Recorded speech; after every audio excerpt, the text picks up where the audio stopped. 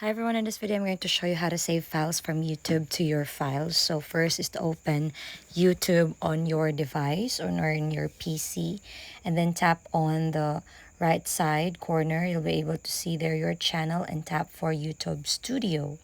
Now once you're on your channel dashboard under your YouTube Studio, tap for the audio library, and you will see there bunches of sounds or songs that you can actually download for free. So you can here type in the search, or in this box you can search for the track title, any genre, mood, or the artist name, duration, attribution, whether it's not required or required.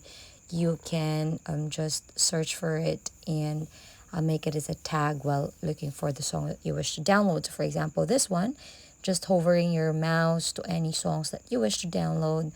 Then once you're there, just tap that download word and it will automatically be downloaded to your device. So this will pop up and just continue, and you'll be able to see in there that it has been downloaded already.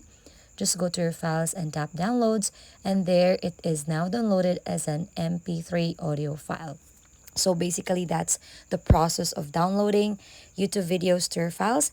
If you find this helpful, please don't forget to give us a like and subscribe.